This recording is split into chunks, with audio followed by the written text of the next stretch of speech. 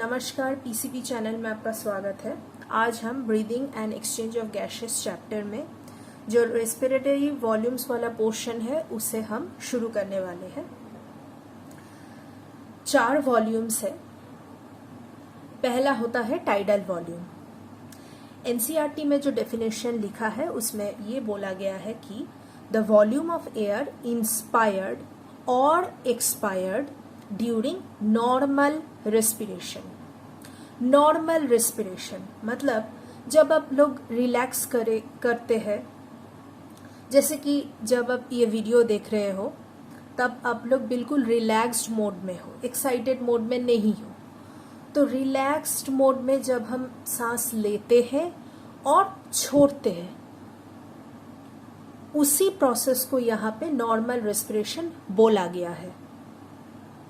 अब जब हम रिलैक्स कर रहे हैं बिल्कुल, तब जब हम एयर को इनहेल करते हैं तब हम कितना अमाउंट ऑफ एयर इनहेल करते हैं?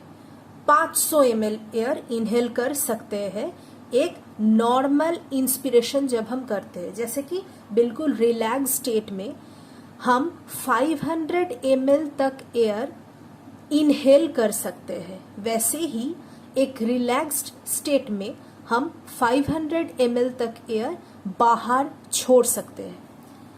मैं एक डायग्राम से आप लोगों को समझाती हूँ, आप लोगों को कॉन्सेप्ट क्लियर हो जाएगा। जैसे कि सोच लीजिए कि दिस इज आवर लंग, ठीक है। अब हम जब नॉर्मल रिलैक्स स्टेट में इंस्पिरेशन कर रहे हैं, तो जब इंस्पिरेशन होता है तो लंग क्या होता है? लंग का वॉल्यूम इंक्रीज करता है। तो ये जो लंग है इसका वॉल्यूम भी इंक्रीज करेगा। जब हम नॉर्मल रेस्पिरेशन में इनहेल कर रहे हैं तो मान लीजिए कि ये लंग का वॉल्यूम इतना इंक्रीज कर गया जब हम रिलैक्स्ड वे में एयर इनहेल किया, यानी कि इंस्पिरेशन किया, तो लंग का वॉल्यूम बढ़ गया। कितना वॉल्यूम बढ़ गया? 500 ml बढ़ गया, क्योंकि हम जब रिलैक्स स्टेट में होते हैं तब तो सिर्फ 500 ml ही हम लेते हैं, ठीक है। इस वॉल्यूम को हम टाइडल वॉल्यूम बोलेंगे। और जैसे हमने यहाँ पे रिलैक्स स्टेट में इंस्पिरेशन किया, मतलब कि एयर अंदर लिया, वैसे ही हम रिलैक्स स्टेट में जब होते हैं और रिलैक्स स्टेट में जब हम एक्सेल करते हैं, मतलब एक्सपीरेशन करते हैं, हवा अंदर से निकालते हैं, तब हम ये 500 ml ही निकाल सकते हैं रिलैक्स्ड स्टेट में। Mind the word relaxed state में, नॉर्मल स्टेट में, ठीक है। तो जितना हमने अंदर लिया उतना ही हम बाहर छोड़ेंगे। तो अंदर भी 500 ml ले सकते हैं नॉर्मल रिलैक्स्ड स्टेट में, और बाहर भी नॉर्मल रिलैक्स्ड स्टेट में 500 ml ही छोड़ सकते हैं, ठीक है। अब एनसीईआरटी का लाइन है कि पर मिनट एक healthy human 12 to 16 times breathing करते हैं। ब्रीदिंग मतलब inspiration as well as expiration. तो पर मिनट जब 12 to 16 टाइम ब्रीदिंग कर सकते हैं, इसका मतलब पर मिनट वो इंस्पिरेशन कितने बार कर रहे हैं? 12 to 16 टाइम ही इंस्पिरेशन हो रहा है और 12 to 16 टाइम ही एक्सपिरेशन हो रहा है। और हमने अभी अभी पढ़ा कि टाइडल वॉल्यूम में एक इंस्पिरेशन में हम 500 ml एयर अंदर ले सकते हैं, और वो कब ले सकते हैं? नॉर्मल रिलैक्स्ड स्टेट में हम 500 ml अंदर ले सकते हैं। तो पर मिनट हम नॉर्मल रिलैक्स स्टेट में कितना हवा अंदर ले सकते हैं? 12 और 16 इंटू 500, जिसका आंसर 6000 to 8000 ml आएगा। इसका मतलब पर मिनट हम नॉर्मल रिलैक्स्ड स्टेट में 6000 to 8000 ml अंदर ले सकते हैं, और वैसे ही पर मिनट हम 6000 to 8000 ml एयर बाहर छोड़ सकते हैं, यानी कि एक्सपायर कर सकते हैं। तो टाइडल वॉल्यूम में जो सबसे इंपॉर्टेंट जो कीवर्ड बोल सकते हैं हम लोग, वो है नॉर्मल रिलैक्स्ड रेस्पिरेशन। कोई स्ट्रेस नहीं, कोई कुछ नहीं, नॉर्मली जब हम सांस लेते हैं और जब सांस छोड़ते हैं उसके बारे में बोला गया है टाइडल वॉल्यूम में। क्लियर? अब आगे बढ़ते हैं। उसके बाद आता है इंस्पिरेटरी रिजर्व वॉल्यूम। यह नोट करना कि रिजर्व वर्ड यूज किया गया है, इसका मतलब ही होता है एडिशनल, कितना और ज्यादा। रिजर्व का मतलब होता है और कितना ज्यादा, ठीक है। तो इसका डेफिनेशन एनसीईआरटी ने बोला है कि एडिशनल वॉल्यूम, ध्यान से सुनिएगा, मैंने सारे की सारे कीवर्ड्स को यहाँ पे बॉक्स कर दिया है। Additional volume of air a person can inspire, ठीक है, बाय वन फोर्सेबल इंस्पिरेशन। तो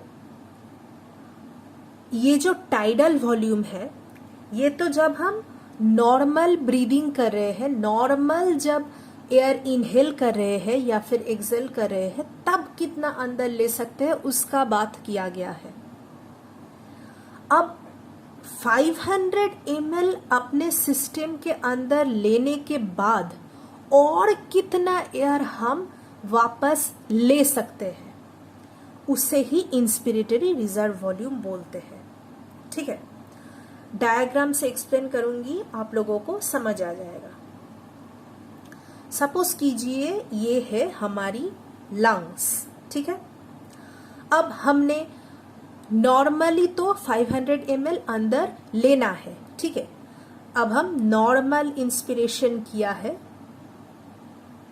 और लंग्स का वॉल्यूम बढ़ चुका है और ये है 500 ml। कितना वॉल्यूम बढ़ चुका है? 500 ml। ये है टाइडल वॉल्यूम, जो कि नॉर्मल रिलैक्स स्टेट में हमने अंदर तक लिया है। अब उसके बाद भी अगर हमें ज्यादा एयर अंदर लेना है तो भी हम ले सकते हैं, और ये हम इतना ज्यादा एयर ले सकते हैं। कितना ज्यादा? 2500 ml से 3000 ml तक ज्यादा एयर हम लोग अपने लंग्स में ले सकते हैं, ठीक। अब ध्यान से सुनिएगा कि ये इंस्पिरेटरी रिजर्व वॉल्यूम मतलब जो एडिशनल हम ले सकते हैं, वो जो 2500 ml से 3000 ml तक, ये एडिशनल वैल्यू है। इसमें ये टाइडल वॉल्यूम मतलब जो हम नॉर्मली अंदर ले सकते हैं वो इंक्लूडेड नहीं है। एडिशनली हम लोग 2500 ml से 3000 ml तक एयर अंदर ले सकते हैं। अब ये एडिशनल एयर हमें कब जरूरत होता है? जब आप लोग एक्सरसाइज करते हैं, जॉगिंग कर रहे होते हैं, एक्सरसाइज कर रहे होते हैं, तब जब हमारे बॉडी को ज्यादा एयर चाहिए होता है, मतलब ज्यादा ऑक्सीजन चाहिए होता है, तो नेचुरली तब एयर भी ज्यादा होना चाहिए अपने बॉडी में। तब हम टाइडल वॉल्यूम तो अंदर लेते ही हैं, उसके अलावा हम 2500 ml से 3000 ml तक एयर अंदर ले सकते हैं, ठीक है। उसके बाद आता है एक्सपीरेटरी रिजर्व वॉल्यूम। एनसीईआरटी में जो डेफिनेशन लिखा है वो है एडिशनल वॉल्यूम ऑफ एयर। फिर से एडिशनल यहां पे इंपॉर्टेंट है। Additional volume of air a person can expire by one forcible expiration, ठीक है। अब आप लोग ये प्रीवियस वाला जो डायग्राम मैंने दिखाई है उसे भूल जाइए, इसे समझने के लिए इसे भूल जाइए, फिर से शुरू से सोचिए कि ये हमारा लंग है, हमने सांस लिया, नॉर्मली सांस लिया, ठीक है, नॉर्मली सांस लिया और लंग का वॉल्यूम इंक्रीज हुआ। कितना इंक्रीज हुआ? 500 ml इंक्रीज हुआ। ये क्या होता है? ये टाइडल वॉल्यूम होता है। अब हमने जितना टाइडल वॉल्यूम मतलब जितना एयर अंदर लिया है, मतलब 500 ml, इतना ही हम जब एक्सपीरेशन करेंगे तब इतना ही एयर बाहर छोड़ेंगे, ठीक है। अब इतना एयर बाहर छोड़ने के बाद भी हमको ये लग रहा है कि नहीं, मैं फोर्स करके और भी एयर बाहर निकलने वाली हूं, तब हम कितना एयर बाहर निकल सकते हैं? उसका एवरेज वैल्यू है 1000 ml से 1100 ml तक। मतलब यहां पे जो एयर हमने अंदर लिया था उतना एयर तो हमने बाहर छोड़ दिया, और कितना एयर हम बाहर छोड़ सकते हैं। और बाहर जब छोड़ रहे हैं तब तो लंग का वॉल्यूम डिक्रीज करेगा ना, तो लंग का वॉल्यूम इतना सा हो जाएगा, क्योंकि ये जो इनिशियल वॉल्यूम था इसमें से तो हम कुछ एयर फोर्सिबली बाहर निकल रहे हैं। ये कितना निकल सकते हैं? 1000 ml से 1100 ml तक। इसे बोलेंगे हम ERV, ठीक है। अब आप लोगों के मन में ये डाउट हो सकता है कि अगर हमें एक्स्ट्रा एयर अंदर से छोड़ना है, मतलब अंदर से बाहर निकलना है, तो क्या हम पहले सिर्फ टाइडल वॉल्यूम को ही इनहेल करेंगे? नहीं, ऐसा जरूरत नहीं है। मैं आप लोगों को समझा रही हूं कि सोचिए कि ये हमारा लंग है, हमने नॉर्मल ब्रीदिंग किया, मतलब नॉर्मल इनहेलेशन किया, उसमें हमने 500 ml एयर अंदर लिया, ठीक है। और हमको इच्छा हुआ कि हम और ज्यादा एयर अंदर लेंगे, तो ठीक है, लंग का वॉल्यूम और बढ़ रहा है और यहाँ पे हम लोग इतना तक, मतलब मैक्सिमम 2500 ml से 3000 ml तक एयर अंदर ले सकते हैं। इतना एयर हमने अंदर लिया, ठीक है।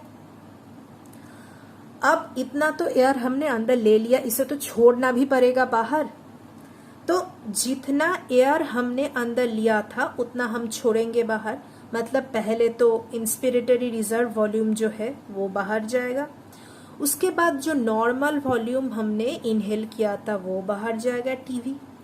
अब इसके बाद भी हम चाहते हैं कि और एयर अंदर से बाहर निकल देंगे, तब कितना और एयर हम लोग निकल पाएंगे? वो है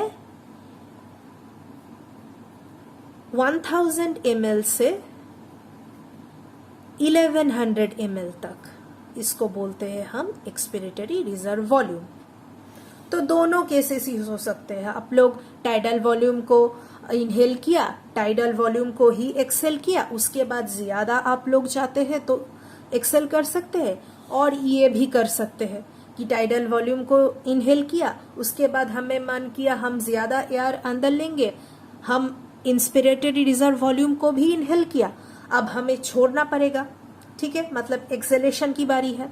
तो पहले इंस्पिरेटरी रिजर्व वॉल्यूम बाहर गया, उसके बाद टाइडल वॉल्यूम भी बाहर गया, और उसके बाद हमको मन किया कि हम और भी फोर्सफुली बाहर निकलेंगे एयर। और कितना एयर हम निकल सके? 1000 ml से 1100 ml तक, ठीक है, क्लियर। अब आखिरी वॉल्यूम वो है रेसिड्यूअल वॉल्यूम। रेसिड्यू का मतलब क्या होता है? रिमेनिंग, ठीक है। एनसीईआरटी का डेफिनेशन है volume of air remaining in lungs even after one forcible expiration. तो आप लोग देख लीजिए कि जब हम एक्सपिरेटरी रिजर्व वॉल्यूम समझा रही थी, वहां पे हमने फोर्सफुली एक्सपिरेशन किया, उसके बाद भी लंग्स पिचक नहीं गए। आप लोग खुद कोशिश कीजिए, नॉर्मल सांस लीजिए, मतलब टाइडल वॉल्यूम लीजिए, 500 ml आपने लिया, उसके बाद उसको छोड़िए, मतलब 500 ml ही आप लोग छोड़ दिया, उसके बाद फोर्सफुली सांस छोड़िए। हाँ, कितना छोड़ा आपने? 1000 ml से 1100 ml। उसके बाद और कोशिश कीजिए एयर निकालने के लिए, कीजिए। नहीं निकाल पा रहे हैं ना, लेकिन लंग्स तो अभी भी ठीक ठाक है आपका, लंग्स तो कोलैप्स नहीं कर गया, तो इसका मतलब लंग्स में अभी भी एयर है, लेकिन हम उसे निकाल नहीं पा रहे हैं। ठीक है, इसके लिए ही एनसीईआरटी में बोला गया है कि इवन आफ्टर फोर्सेबल एक्सपिरेशन। तो यहां देखिए एक्सपिरेटरी रिजर्व वॉल्यूम का डायग्राम में, ये जो लंग है ये तो सिंक नहीं किया ना, ये तो अभी भी थोड़ा सा इन्फ्लेटेड है बैलून की तरह। तो यहां पे कुछ एयर है इसलिए ये इन्फ्लेटेड है। तो यहां पे कितना एयर है, मतलब इस जगह का वॉल्यूम कितना है, लंग का वॉल्यूम कितना है? वो है 1100 ml से 1200 ml तक, और इसे ही हम आरवी यानी कि रेसिड्यूअल वॉल्यूम बोलते हैं। अब हम लोग एक ग्राफ देखेंगे, वो ग्राफ एनसीईआरटी में नहीं दिया है। कोई अगर ये पार्ट स्किप करना चाहे तो कर सकते हैं। ये ग्राफ मैं इसलिए यहाँ पे करा रही हूँ क्योंकि बहुत साल पहले आया करता था मेडिकल एंट्रेंस एग्जामिनेशंस में, इसलिए मैं उसे यहाँ पे मेंशन कर रही हूँ। तो ग्राफ ऐसा आता था।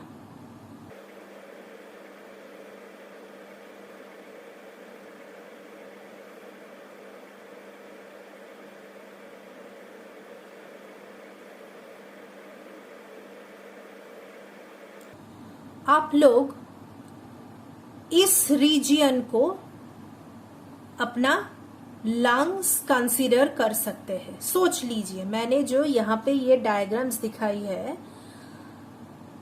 उसे आप सोचिए दिमाग में, और इस रीजियन को अपना लंग्स सोच लीजिए।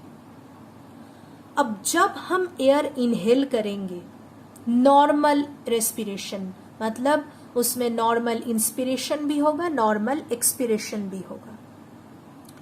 तो ग्राफ को हम यहां से इंक्रीज करेंगे। जब नॉर्मल इंस्पिरेशन होगा तो कब तक इंक्रीज करेंगे? टाइडल वॉल्यूम तक, क्योंकि टाइडल वॉल्यूम का वैल्यू है 500 ml और हम नॉर्मल इंस्पिरेशन में 500 ml ही अंदर ले सकते हैं। अब 500 ml अंदर लिया, अब हम सोचा कि हम लोग इसको ही निकाल देंगे, फर्दर एडिशनल एयर हम इस रेस्पिरेशन में नहीं लेंगे। ठीक है, अगला रेस्पिरेशन में लेंगे, पर इस रेस्पिरेशन में हमने जो नॉर्मल इंस्पिरेशन किया उतना ही हम एक्सपायर करेंगे। तो हमने एक्सपायर कर दिया, तो 500 ml निकल गया। फिर से और एक रेस्पिरेशन चालू हो रही है। ये देख सकते हैं, ये जो मैंने बोला था आप लोगों को, इस रीजियन को अपना लंग कंसीडर करने के लिए, तो लंग का वॉल्यूम बढ़ा इतना, और जब हमने एक्सपिरेशन किया तो घटा भी, फिर से इस पोजीशन में आ गया लंग। ठीक है, फिर और एक रेस्पिरेशन चालू हुई। इस बार हमने टाइडल वॉल्यूम तक तो एयर अंदर ले लिया। फिर हमने सोचा कि हम एडिशनल और कुछ एयर अंदर लेंगे, तो ग्राफ हम इंक्रीज करेंगे, क्योंकि एडिशनल एयर हमको लेना है। तो कब तक ले पाएंगे? जब तक वॉल्यूम 2500 ml से 3000 ml तक पहुंच जाता है।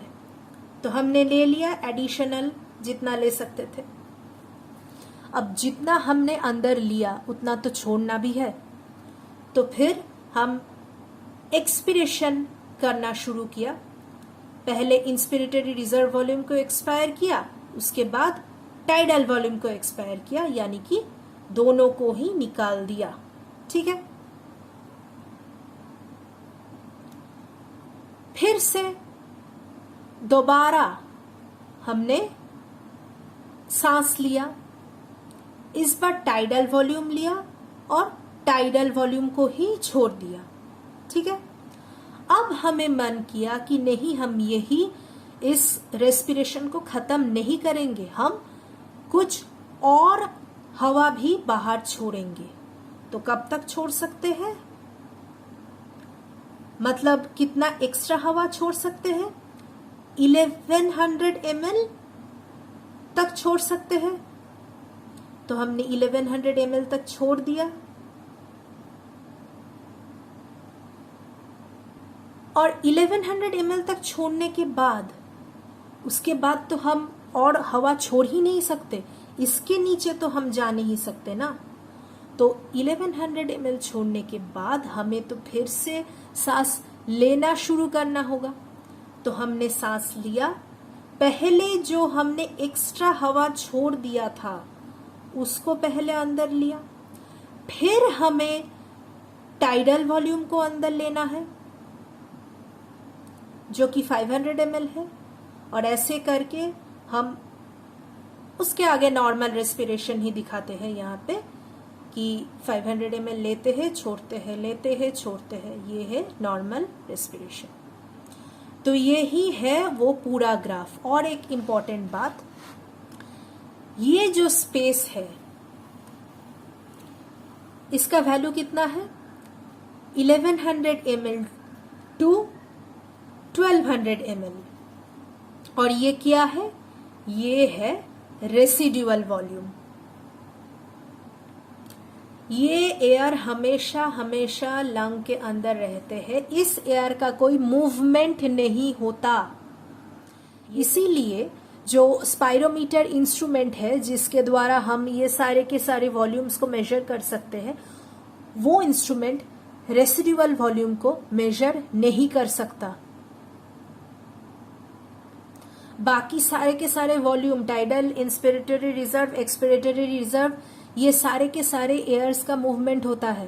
इसीलिए वो जो इंस्ट्रूमेंट है स्पाइरोमीटर, वो ग्राफ बना सकते हैं टीवी, IRV, ERV का, लेकिन RV का कोई ग्राफ नहीं बना सकता क्योंकि उसका कोई मूवमेंट ही नहीं होता, तो वो मेजर ही नहीं कर सकता, नाप नहीं सकते हम रेसिड्यूअल वॉल्यूम स्पाइरोमीटर से। तो आज हमने सारे के सारे जो वॉल्यूम्स थे उनको बहुत अच्छे से समझ लिया और डेफिनेशंस भी अच्छे से समझ गए होंगे आप लोग, लेकिन इसको अच्छे से फॉलो कीजिएगा। अगर दोबारा लेक्चर देखना हो तो देख लीजिएगा, क्योंकि इसके बाद जो आने वाला है वो है कैपेसिटीज, पल्मोनरी कैपेसिटीज, ठीक है। अगर ये सब कुछ आप लोगों को ठीक से समझ में नहीं आया तो कैपेसिटीज आप लोग समझ नहीं पाएंगे, और जब कैपेसिटीज डिस्कस करेंगे उसी टाइम हम PYQs भी कर लेंगे, ठीक है। तो वीडियो अगर आप लोगों को अच्छा लगा तो लाइक कीजिए, शेयर कीजिए, चैनल को सब्सक्राइब कीजिए, और हम अगले वीडियो में मिलेंगे। तब तक के लिए पढ़ते रहे, प्रिपेयर करते रहे, and have a nice day.